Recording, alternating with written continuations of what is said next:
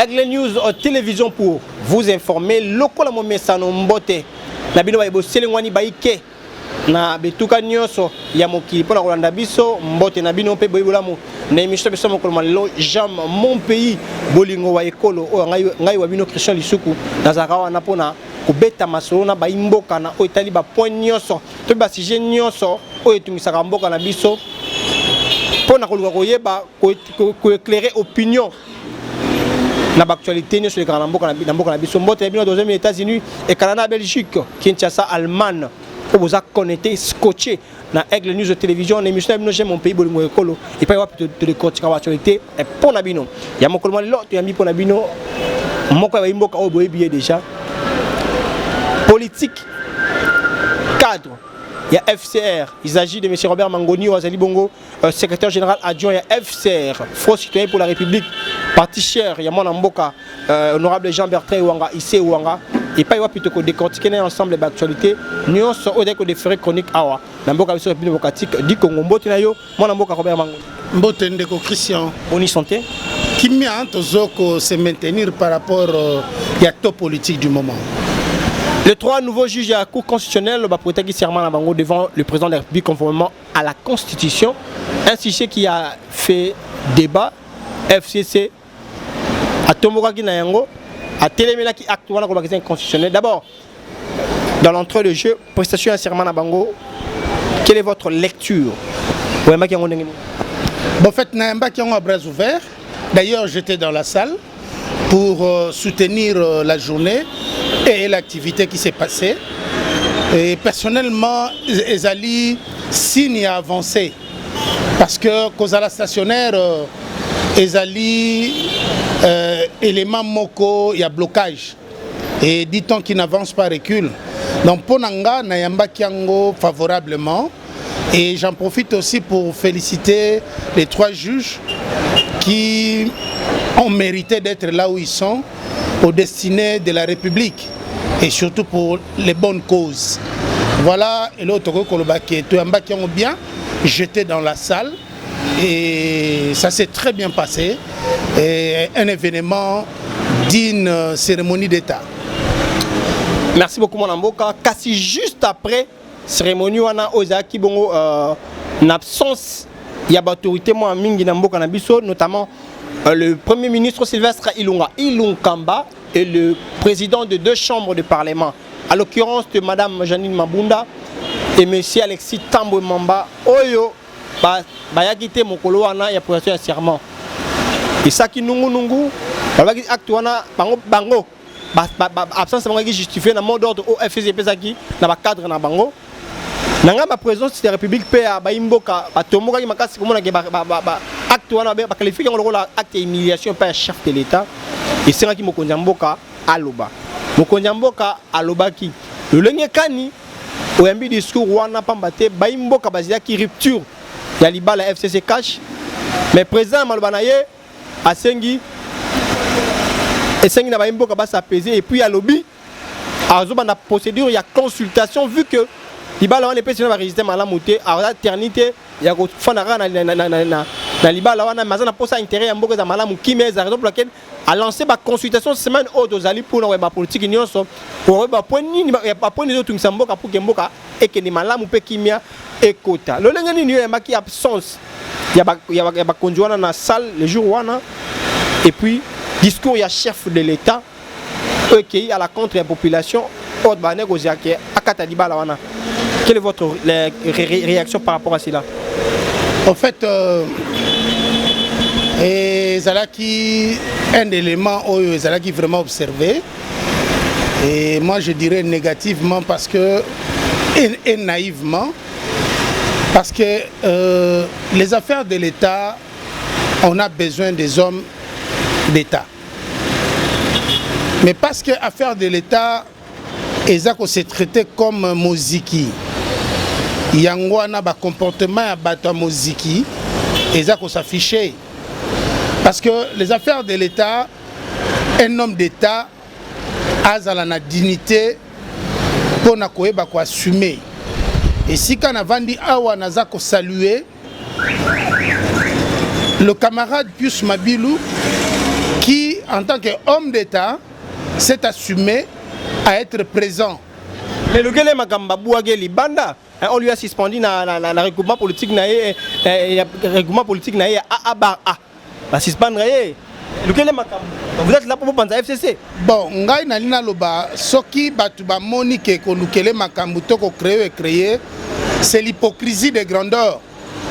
Et les applaudisseurs automatiques nde ba kolinga ba sala po ba ko se retrouver na basal kabal hypocrite ya oya bango. Mais nga personnellement na olobaka boye moto oyo akozwa le courage ya kobeta ombre ya mutu to elili ya mutu, c'est que asaline le côté qui veut dire ce qui veut dire Pius Mabilu a posé acte yona sima obeti elili na e ayo ke lango pasita parce qu'il a bien répondu, il était présent en tant qu'homme d'État. Et le bien belé. Donc, il a donné de la valeur à la République. Il a honoré la République. Et c'est pour dire, Batu Oyo Bakendana na cadre ya nomination, mandat, recommandation, et Yangwana Baye Bagateke Bakenda va assumer les affaires d'État en qualité d'homme politique. Homme d'État, pardon. Bakenda Kuna va assumer les affaires de l'État en qualité de garçon de course. C'est pourquoi Bazak obéir na ba hors de Misusu, de mauvais goût, de jalousie, de complexes et les autres bango va se permettre l'attitude na ba comportement wana. Mais baye baka, bakende ko vanda tane balé. Nani muta conduisa ke balé. Mais baleza ko tiola, ce qui veut dire le monde avance, le pays doit avancer. Parce que ebale kolon wana loi là-bas, ti kwa ko koma na mwanda. Mai etele mesika mokote. D'ailleurs sika mai etele mababenga ngo etula. Donc bayeba ceux qui bazo tournoyer et kombonini bakoyi kozwa. Tolandaka ndakisa ya mai. Mayo etambola te babenga ngo etula. Voilà mboka Robert Mangoni, je vous rappelle pour que vous nous suivez qu'il est le secrétaire général adjoint FCR, le parti cher qui est honorable ici et Ouanga. Bino to bengi biso de partout pour na koloba ete tozwa réaction batu ya AR. Toza pour na ko décortiquer l'actualité pambate mon mboka Robert Mangoni a fait partie na batu ya AR. Là j'ai dit un grand merci à Ndeko Didier Soleil au des plus États-Unis d'Amérique. Merci Ndeko Olivier Onia oyo c'est pour na bango Aigle News Télévision pour l'actualité. Un grand merci Nabino. On est là pour vous informer. Encore un clin d'œil à monsieur Didier Kabongo depuis Kinshasa. Un grand merci mon Limonene et Aigle News Télévision. Mon mboka Robert Mangoni, discours ya mokonzi mboka. Personnellement, à titre personnel, oyamba ki ngondengeni. On va te montrer plateforme Nabino pe l'alternance pour la République et réagir pe applaudir rango. Bon, personnellement, Nazali, secrétaire général adjoint, il y a Front Citoyen pour la République. C'est aujourd'hui, toutes les occasions à Limbola, Front Citoyen pour la République, Nalinga, les Ali, Lisanga, Yabaimboka, les citoyens qui sont dans le front. Front Citoyen pour la République, Lisanga, Baimboka, pour Nabon Somi à Congo. Et pourquoi nous avons choisi ça? Nous avons choisi cela parce que le Congo, il y a des gens, jour et nuit, bazana ba officine, pena ba laboratoire occulte, sombre, pour méditer le mal, la nuisance, l'appauvrissement de son peuple, comme muselé, comme harcelé, peuple congolais. Tozali na kati alternance pour la République, notre plateforme.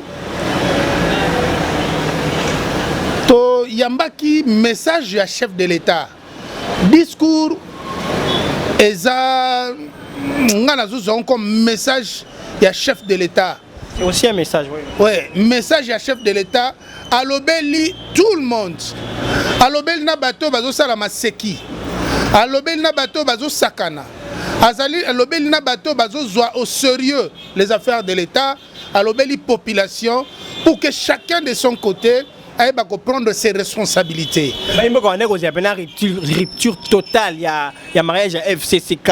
Il y a le et si la penza. Mais il n'a pas dit ça. En 6 minutes, le président de la République a parlé le fond et la profondeur de ce qu'il veut pour le Congo. Ce qui va tout abandonner cause la apanza libala to à dissoudre l'Assemblée. Le président de la République, ce qui pensa tokoye ba ko lire entre les lignes ses pensées. Ce qui tokoye ba ko comprendre comment est la personne. Azana patience moko, azana timidité moko de lecture comme on a boyé, quelqu'un qui n'est pas agressif. Mais si on veut le pousser aux extrêmes, certainement, il est capable de se défendre. Et surtout, pour l'intérêt du peuple et l'intégrité territoriale, a-t-il souligné ces jours-là?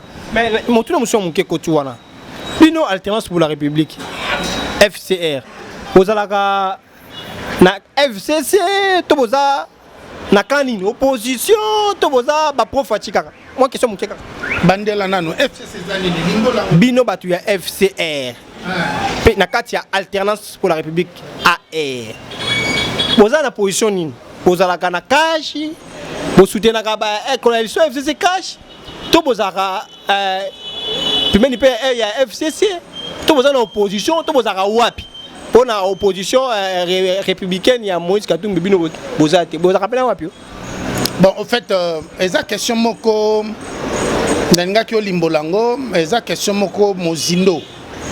Ezo senga moi ko fungolango moi muki. Na mon coup c'est karapoto constituer ba système. Té na point on doit éclairer l'opinion parce que esa na ba réalité mususu bato bazo traiter biso tamsu olongwa okeya ba demander à des postes, il faut le dire. Ba bon bino ba demander à des postes, bon le positionnement. Bon, en fait, nous posons des actes d'une façon réfléchie. À titre d'exemple,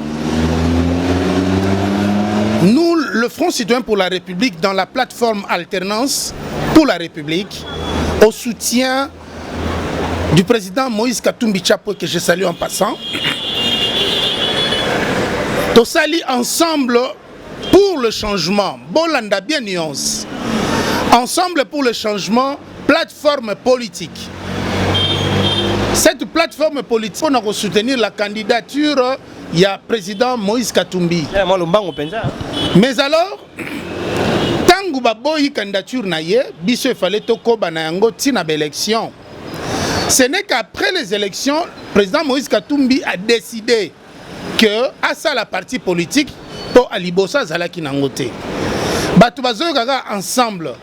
Avant c'était ensemble pour le changement. Sikoyo a sali ensemble pour la République.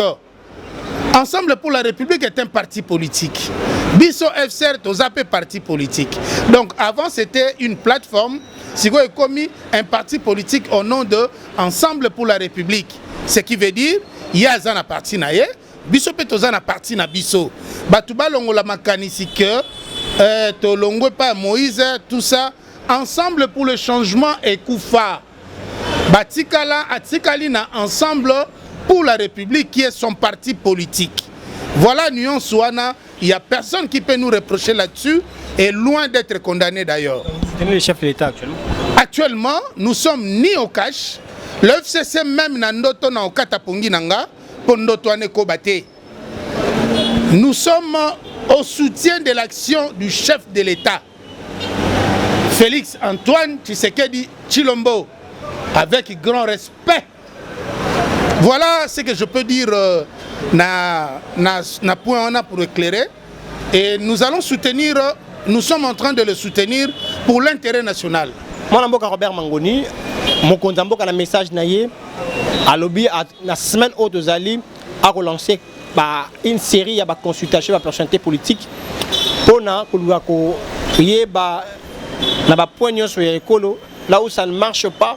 Pour que Kimia Ezala, tout ça là, au Abengi, union sacrée.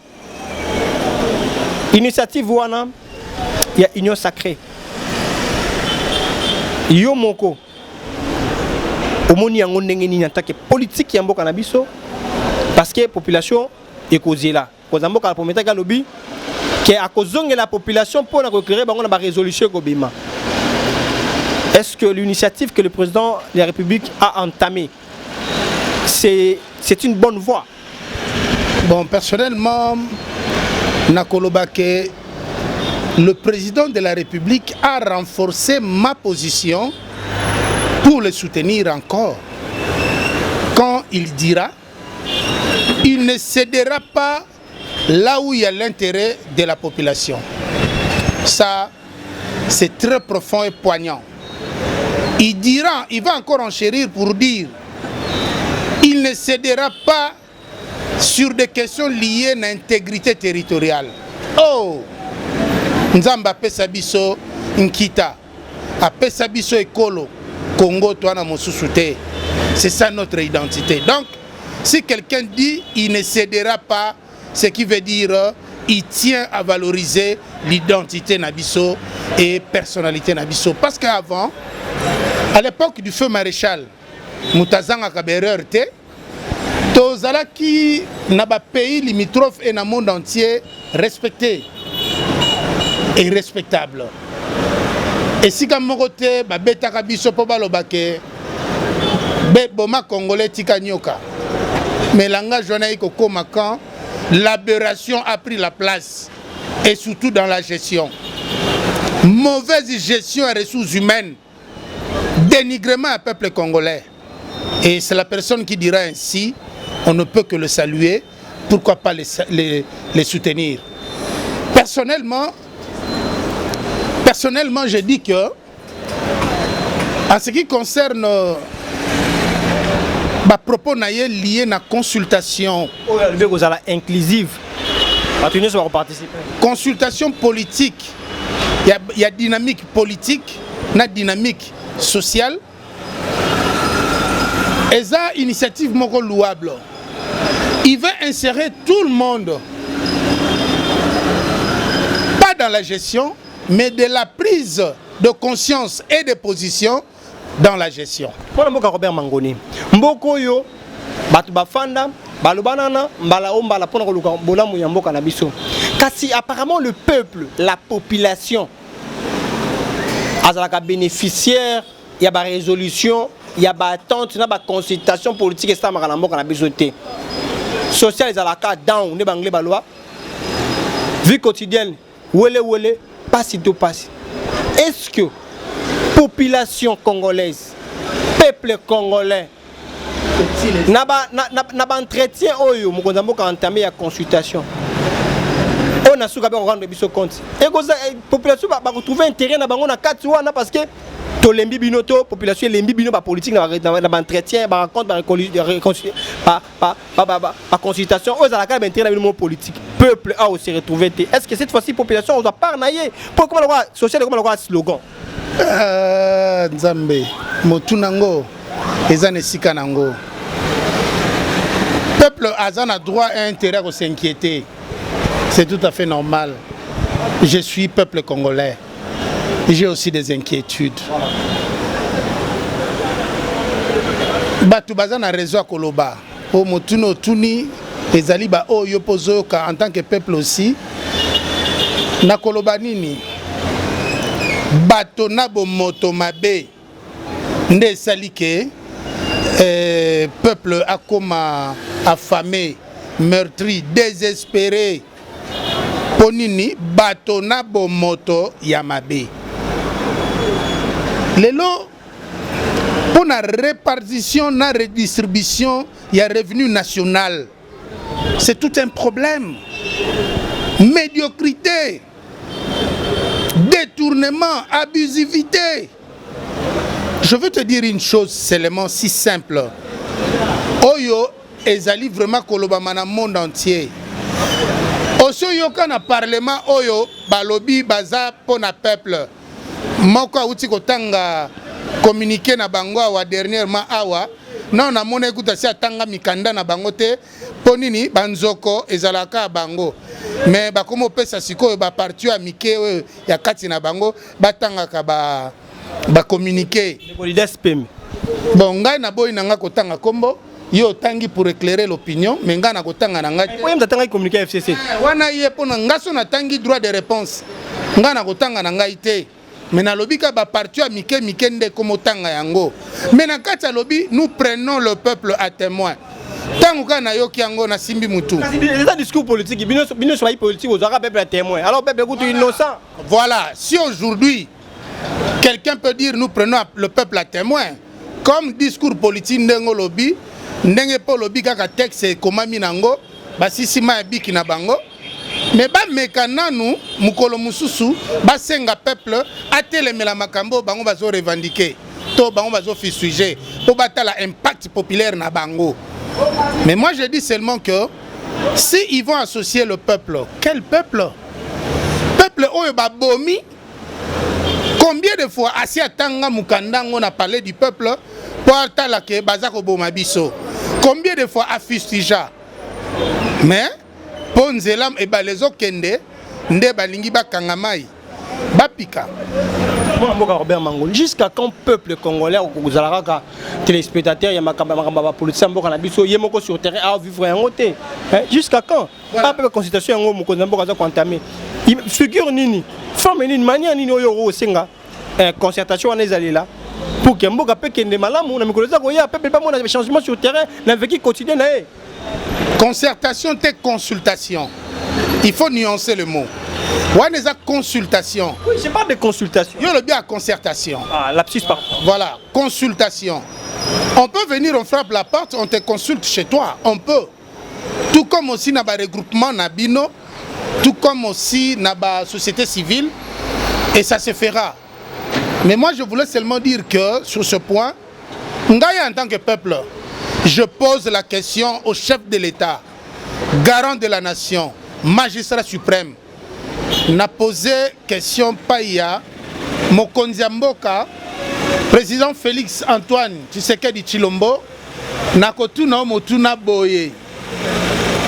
Papa, moi j'accepte de soutenir Rio et je donnerai le moyen de moi-même, le meilleur de moi-même pour soutenir Vision Ayo.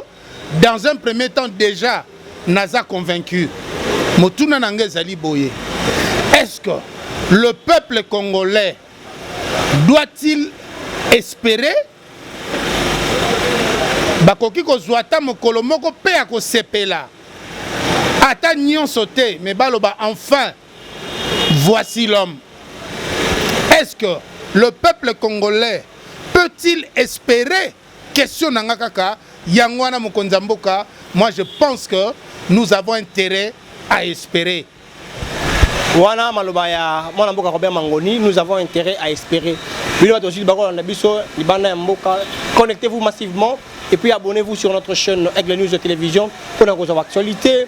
Il y a un facteur nyonso yamboka na biso. Là j'ai dit un grand merci na Egeteye depuis France. On a limonné à émission J'aime mon pays Egeteye coup de chapeau. Merci Nayo Ripoll Mangoni depuis France. On a limonné il y a Aigle News télévision. Un grand merci à toi aussi Ripoll Mangoni au Biso. D'abord qui un clin d'œil sous na Cyril Belessi depuis Allemagne. Cyril Belessi coup de chapeau à toi Cyril Belessi connecté branché na Aigle News de télévision et longo na Ripoll Mangoni et puis Egeteye na niveau à France. Tout ça, on a pas conseil de Moussala. Connectez-vous, abonnez-vous massivement sur notre chaîne Aigle News Télévision. On est là pour vous informer. Moi, je suis Robert Mangoni. La politique, vous allez consulter bientôt. Et pas Mokonzi Mboka, conformément à message naïe. Kasi. Message nini, oyo ngosa na ba politicien, bandeko na yo, oyo bayaka. Pemeni ya Mokonzi Mboka na bentega ya poste parce que les politiciens congolais ou l'homme politique congolais na mutu na la raso la consultation, to concertation, to dialogue na souka na ngofo zaka na partage de gâteaux, partage du pouvoir. Message nous relancer par rapport à ya consultation mo na mboka kolanda. Na ba politique ya mboka na biso ko bazali bon ba collègue na ba politicien. Bon en fait eloko na kolobaka que na lobaki on a début j'ai eu l'occasion ya ko mekakoye kola Mokonzi Mboka nazalaki ko côtoyer depuis le rassemblement et aujourd'hui na casquette na chef de l'État na essayé un peu natala la même personne dans deux personnalités. na comprendre que azali ko incarner positivité. Mais là, comment on a rappelé bandeko oyo bazo s'attendre à être consulté, qui est Félix Antoine Tshisekedi Tshilombo. C'est quelqu'un qui est né dans l'idéologie. Moutou Azana facilité à se déchaîner positivement. Contrairement à ce que vous imaginez, naïveté moko de mauvais goût balingi balatisaye, faiblesse attitude moko négatif au balinga kopesaye, mais ba comprendre que les critères d'adaptation des circonstances est donné aux meilleurs hommes du monde. Les politiciens vont retenir nini pour la consultation. Bon, il y a partage de gâteaux mini kat na bango. Et ça mutuna oyo uti pa ndeko Viki Mai Nombe. Atuna ki biso ndeko Viki Mai Nombe mutuna na tuni CG Robert Mangoni. Landa yano. Ngai na lobi boye. Wana boko luka ko kende komona mokonzi mboka to ba délégué na ye, to ba mandaté na ye na cadre ba consultation. C'est vrai, tout le monde a pensé à Kandenge Mogote, Bokende na profondeur pour l'intérêt majeur, il y a RDC, son développement harmonieux. Le peuple congolais au centre de tout. Botala comment rendre ce peuple heureux et comment et en quoi le peuple congolais doit espérer. N'a pas cet exemple, Moko, il y a partage à ma poste. Oyebi bandeko moko na lisanga na bango ya nzungu eko toko na molili. Bato ya lisanga nzungu eko toko na molili. Les fédéraux complices ya Congo. En abrégé binomo boyebi. Les fédéraux complices ya Congo. FCC. Ay bo pesa on ba kombo ebele la ba surnom hein. Ngana lobi na nga les fédéraux complice ya Congo. Fédéraux F, complice C, Congo C, FCC. Guillaume Tolobi wana nga na pesi na nga ba abréviation te na lobi ka le fédéraux complice ya Congo. Basala nini botala nanu. Cela n'engage que moi. Sekele assez à mabele.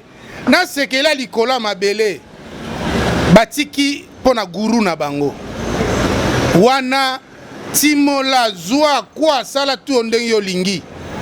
Et pour preuve, Tindenge Kendege Rwanda Colton, Babimisi Rwanda, premier producteur mondial, il y a Colton. Koto wana mutakolo bazate, pe na parlement ba kosolate, yangwana moni biloko batikela guru. Le guru azwan kitana biso ya mabele, na likola mabele, Colton kei Rwanda, nana kosolaka. Wana siko en retour atikeli bango, babonza ba entreprise. Wana za ba retomber à partage à gâteau. C'est de triste mémoire. Les entreprises de l'État, ce n'est pas en mesure à câble. Tous à courant stable. Régie des eaux, ba place musuku tozora maïté to comme kotamwana ba bidon. Nana bossa nyango.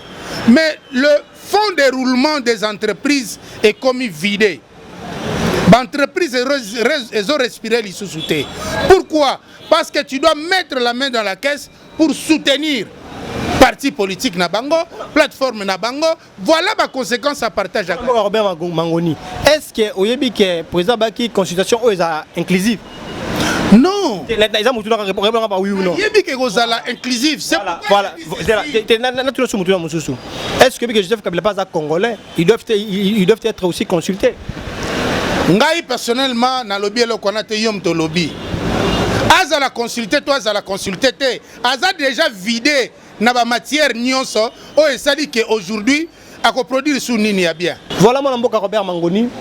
To comme na tout dernier point ya entretien na biso mo malelo. O ezali bongo di Kambotali a fermé Minembwe. Hier le ministre de la décentralisation la réforme des institutions Mon Kazarias Robert Waza qui face aux élus nationaux pour donner les réponses par rapport aux préoccupations ou aux questions des députés concernant l'affaire Minembwe. Mais il n'a pas convaincu les élus et les députés et l'ongo na initiateur ya motion na honorable Moïse Nzangi Basengi démissionnaire. vous avez senti que l'Assemblée nationale a demandé la démission du ministre Azarias Ruberwa? Et ça,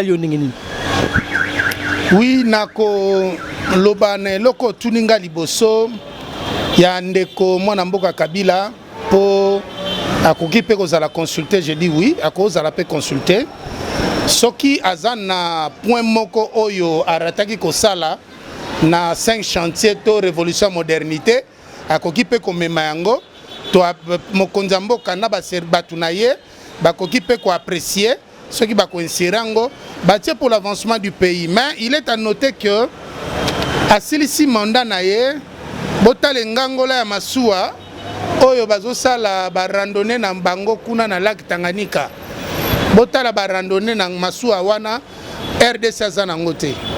Mais za eloko moko privé oyo molongani na ye azosala ba randonnée na ye na ngambo kuna ya bale ya Tanganyika. To uti komona pe na bilili dernièrement autai ko visiter masuwa na ye ya pêche na Boma. Et oyo RDC aza nango te. C'est pour dire que si un individu cherche à être plus riche que la République, c'est que quelqu'un il est mieux placé pour vendre cette République-là. Pour revenu Nango, azala jamais égalé par la République. Merci beaucoup pour l'éclaircissement. Oyo, il s'appelle ici, on a vu de partout, depuis à travers le monde. On a vu Bodi Nsakala depuis Belgique. On a vu de près, on très connecté. On a Bodi Nsakala. Un grand merci Nayo, Sylvain Lukwisha. Et puis on a dit avec les news de télévision. On a vu kasi mon amour Robert Mangoni. Na uta koto mutuna par rapport à Azarias Ruberwa ni na ozile yanu nango ba imboka ba kolanda biso ba kozela yanu nango lokola ndeko na biso Mathieu Kendall depuis Canada ba kozela yanu mutuna tuna ki concernant affaire Minembwe oyo Azarias Ruberwa convaincu ki ba élu nationauté ba senga démissionner. Bon, personnellement ngai na lobby ba ndeko oyo bazwi likanisi ko uta pe na motema nanga ke ndeko Azarias na bengi ndeko pour ne fût-ce que c'est un peu solliciter grandeur de cœur naie. C'est avec excellence, hein, ministre. Wana yo, excellence. Voilà, ngate ministre de décentralisation et réforme institutionnelle. Moi, je dirais pas à excellence parce que acte naie, on sent pas l'excellence. Donc la médiocrité bat le record, surtout le plein. Donc na obenga nanga excellence parce que à poser acte moko est excellent et mérité est à la médiocre. M-E. C'est pourquoi je dis ceci, que Ndeko Oyo a fait mention pour la démission naie, on dirait à côté qui n'a monté manangai, peut monter ma population. D'ailleurs, vous voyez que le peuple tout s'assumit à l'ingé qu'au marché. Et marche on a tout quitté et si canini et l'ingé qu'au en finir. Et l'ingé comme ma bison a nini tout éviter. Mais l'apaisement est venu dans propos à chef de l'État et ça dit que le peuple a sa pesaki. Donc si le peuple a qui debout pour nous sujet ces comportements-là, et je dirais que j'acclame, j'applaudis, je soutiens et je signe ceux qui basaki na vie à la signature na biso que Azarias Ruberwa doit démissionner. Et je pense à la rigueur que si cela ne dépendrait que de moi, il ne pourra même plus avoir l'occasion d'être ministre un jour. Aux gens qui excluent, aux gens qui sont ministres, le quoi qu'il y a des cours, des gens sur Azarias Ruberwa, mais ça va beaucoup depuis longtemps. Parce que ça va beaucoup sur la décentralisation.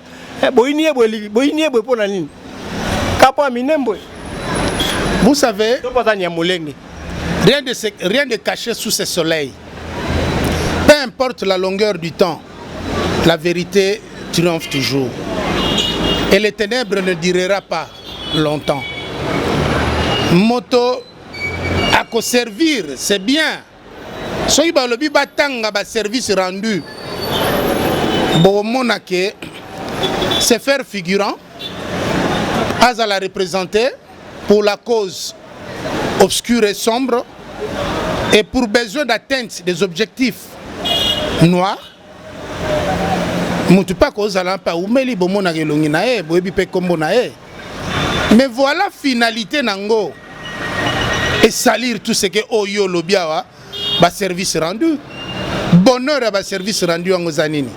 Kotia guerre, koko circuité et pour mentir l'Assemblée, soi-disant qui représente le peuple. Non. Moi je pense qu'il doit démissionner. Et si seulement que Aza honnête vis-à-vis de soi-même et il tient à sa dignité, à sa probité, que moi je doute, à démissionner. À démissionner. Atika ebonga. Aluka makamswa kosala, akovanda pe na Congo pe a umeli et tokobi na etina bangonge koya. Merci beaucoup mon amboka Robert Mangoni. Tokompena na suka ya émission na biso mokolo malelo. Tuyamba ipona bino mon amboka Robert Mangoni c'est bon secrétaire général adjoint ya FCR. Parti cher et honorable Ewanga Issé Ewanga. Toi ils allaient bon membre na carte alternance pour la République de décortiquer na actualité amboka na biso. Na quelques minutes, dans quelques secondes, mon amboka Robert Mangoni, message na peuple congolais azali bongo désespéré. Message na peuple congolais azali bongo, il y a bongo se sentir délaissé. Na facteur rebelle na insécurité, bana ngona biso c'est beaucoup faratonga me dit pourquoi na banzala, na bozangi kelasi, na bozangi moyen ya kufana na propre pour vivre toni bosoto. Et au détour sur la depuis kelasi ezongaki, bana ngona biso bana na biso ba kotanga na bakena na école catholique, batanga kate Outa mikolo belé bavandaka boye message nous relancer pas peuple congolais parce que malgré tout ce que nous faisons malgré tout ce que vous les politiques beaucoup la peuple sur le terrain peuple au monde angoté pas c'est ça kokoba mikolo mikolo ce peuple là délaissé cette population là isolée message nous relancer pour la bango enge bene pe na mistana oyo mukoza mboka lansaki a consulter ba politique population congolaise a espéré nini. Bon, pour la population congolaise, na ute ko tuna motune pa na mokonzi ya mboka na kombo ya peuple. Est-ce que le peuple congolais a-t-il à espérer? Là, c'était votre demande. Au nom de la population. Si vous en tant que politique, leader d'opinion, nous avons vu ça bango dans moment où. J'en reviens. Motuna wana na mitiaki en tant que peuple congolais. Tournons le regard vers les consultations.